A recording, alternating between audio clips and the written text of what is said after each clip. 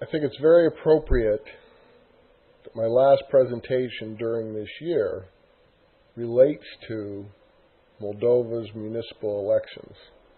For one thing, it happens in June, which is the last month that I'm here, June of 2007. So I'll be leaving very soon.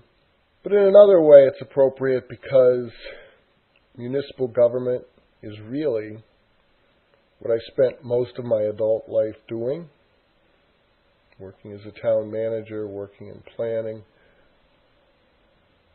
And so to have the opportunity, as I did here in Moldova, to be an international monitor for municipal elections is a great finish for me to this year and for this course.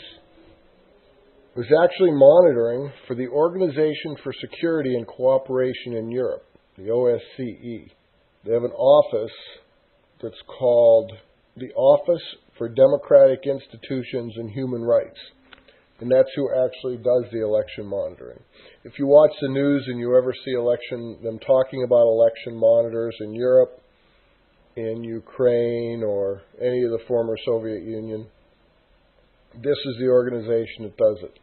Now, as I talk to you about this, you'll notice that I'm going to run through some slides. These are slides of the exteriors first of some of the polling places that I was at. I was actually, during this long day that I'll tell you about in a minute, at 11 different polling places. And then there'll be some interiors. To become an election monitor for OSCE, it's actually a 4-day process. 5 if you count the debrief the day after. The election here in Moldova on Sunday.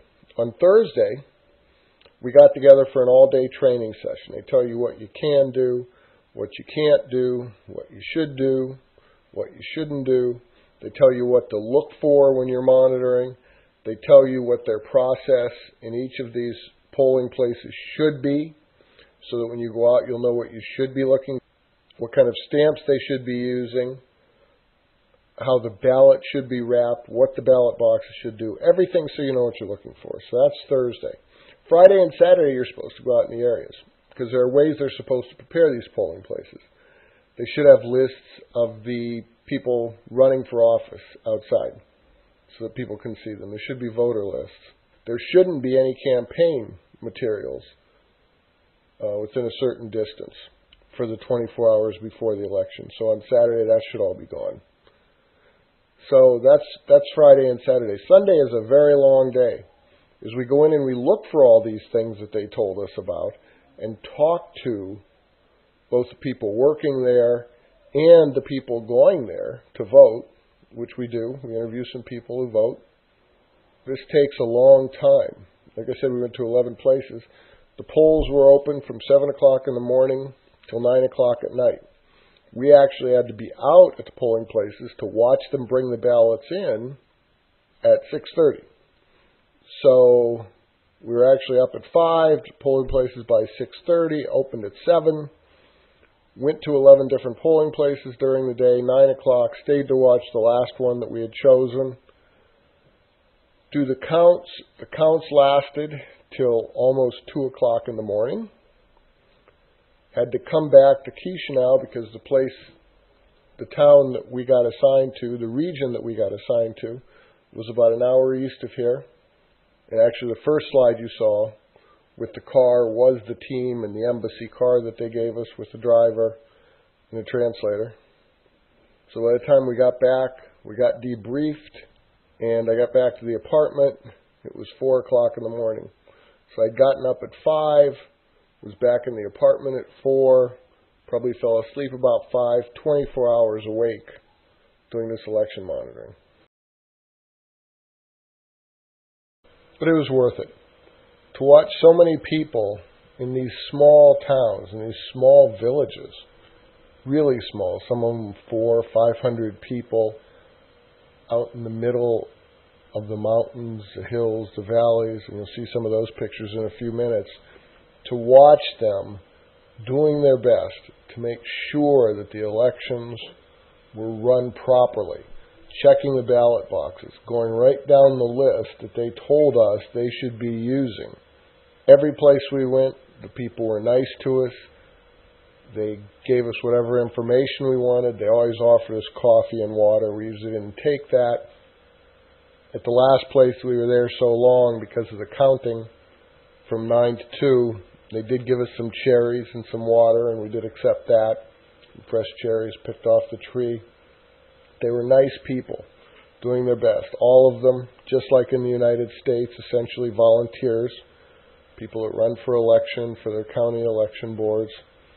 And it was just a great opportunity to get to meet people that are passionate about local government the way I am, and to watch them work just the way we would work here, going through the voter checklist, making sure everything's done right. At the end of the night, emptying the ballot box onto a table and counting those ballots one after another to make sure that every ballot they got was accounted for, make sure that the votes were accounted for, checking and double checking, which is why it took so long.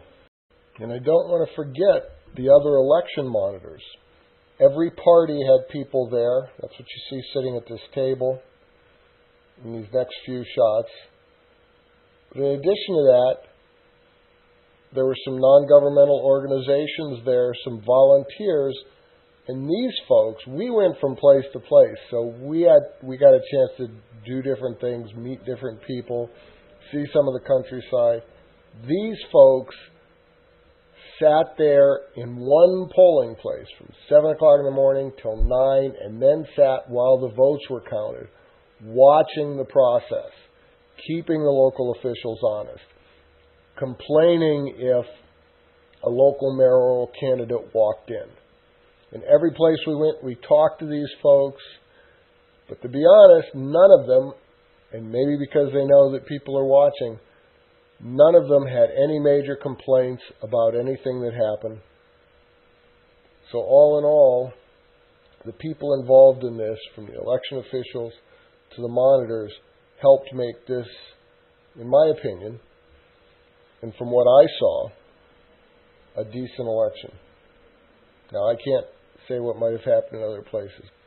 They have a tradition in the villages, all the villages that I was in at any rate, I don't know if it's all over Moldova, but certainly in the villages I was in, where first-time voters were given a flower, just sort of a sign of appreciation, a sign of recognition that you're doing something special for your country that you haven't done before. So this young lady, it was her first time voting, and she got those flowers. And as we end our time together, I just want to show you a few slides of some of the places that I traveled through as I was going from polling place to polling place. Moldova is unquestionably a beautiful country, great agriculture. This is June, things are starting to come up. Sunflowers, corn, we're starting to see all these things pop up. It's just a beautiful country, but what makes a country great isn't just its natural resources, it's people. This slide you're going to see in a minute of a man standing before the Moldovan flag. He came over to me toward the end of the night. He was one of the election officials, and asked my translator if I would take his picture under his country's flag. And of course I said yes. And I thought that was an appropriate picture for this slideshow. But the very last slide I want to show you goes back to what we said and discussed in the very beginning. The real future of a country is in its children. How we take care of their health, how we educate them, what we do to help them understand the principles of their government and their responsibility to other human beings and to their Creator. These are the things that eventually are going to determine whether Moldova or any country in the world continues to exist as a democracy. In this last slide, there were two children playing. They were fencing. They had swords and they had all the proper protection and the mask. I saw them. I was just walking around waiting for to go to the next polling place. And I just called them over and I said, "Można fotograf?" which means, "May I photograph you?" It was funny. They didn't take off their masks or anything. They just ran over, brother and sister, I'm sure, ran over and stood there and let me take their picture. I think we can all agree that the best case scenario, as the years go on, the problems we've identified this year in health, in their economy, in their education, in so many ways and so many problems, little by little will be solved so that they'll have opportunities and that their children and their grandchildren will have even more.